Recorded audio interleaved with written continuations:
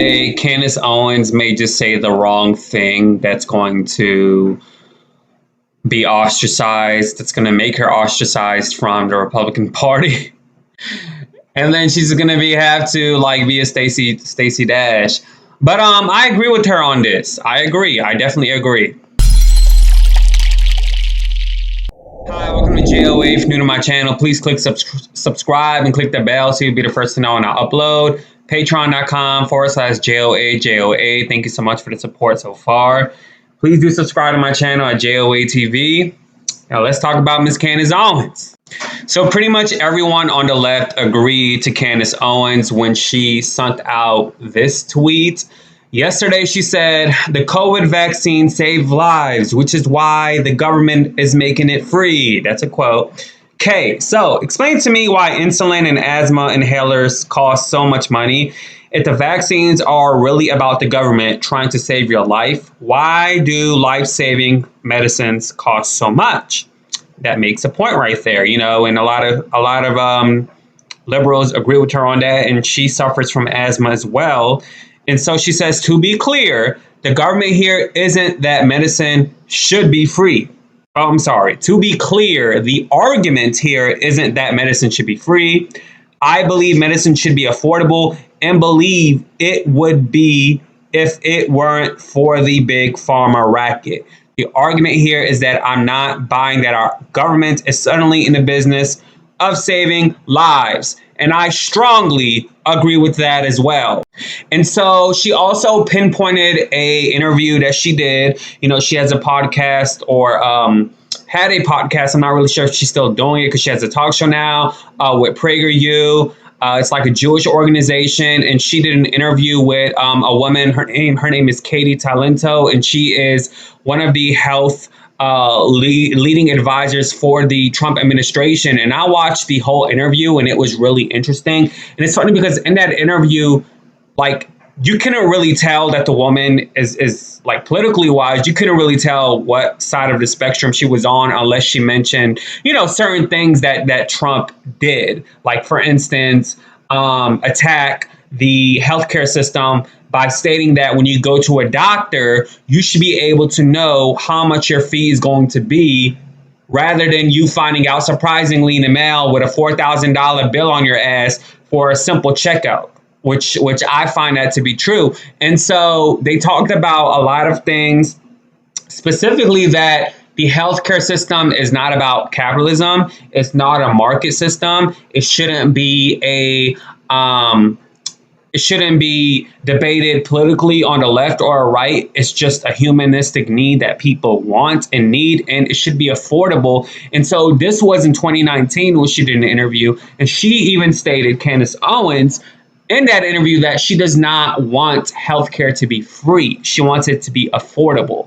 And I 100% agree with that notion as well. So I fly down to Dallas, right? Yes. And this is a separate issue. People that now think that they can bring any animal they want on flights. Why is that? Because you're allowed to be crazy. It used to be like, I need this emotional cat. I'm like, if you're so unstable that you can't fly in a flight without an animal, you shouldn't be flying on the flight. Please don't. Don't want you here, right? Don't. So now they've got sheeps and goats and all this crazy stuff, and I have allergies. I'm definitely allergic. So they forget about humans because this person's got emotional issues. I've got physical ones, right? Nobody cares. So I fly down, and there was a giant, huge dog, and I instantly had like an asthma attack. My eyes start itching. I get to, as soon as I landed, I went straight to the hospital in Dallas. I go in, no one was there. It was a little clinic hospital, like one of those 24-hour urgent care centers. Yeah. And I go in, and I tell them exactly what I need. I've had asthma my whole life. I need a nebulizer treatment. Yes. Let's get in through the door, sign some paperwork, go in. I am out within an hour and a half. Beautiful. By the way, while I'm in there, we think we want to give you this pill. I already know each little Tylenol, like the Tylenol that should be $2, is going to be at least like $100 if I take it from you. So I'm like, no. Get home 4 weeks later, I get a bill, and it's $4,000. No.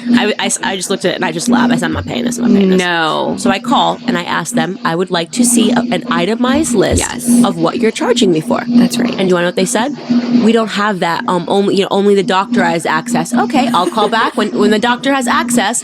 Call back. They say you need to call your health insurance company. Right. Call the health insurance company. They say you need to call the hospital. Call the hospital again. They say, you've got to call your insurance company. We don't do this. Back and forth. That's right. 3 The months. runaround. Eventually, the woman threatens me. She says, I can get you a breakdown of this, and she sends it to me. She says, but it's going to take at least 60 days, and by then it's going to affect your credit score. Okay? Really? Yeah. I said, great. Let it affect my credit score. I'd like you to send that to me. That's right. They send it to me. Do you want to know what it said I paid for? Yes, please.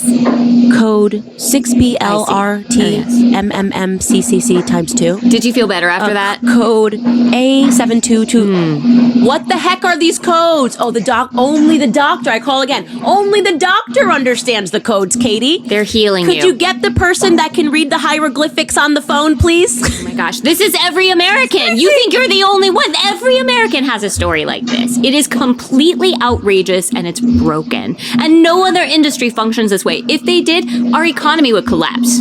But instead of having Uber and Amazon in healthcare, we have the IRS and the DMV. It's just this horrible runaround, this bureaucracy. Nobody can get answers. And that serves every single person in the system except the patient. Right, absolutely. And you want to know how that story ended? I was so persistent.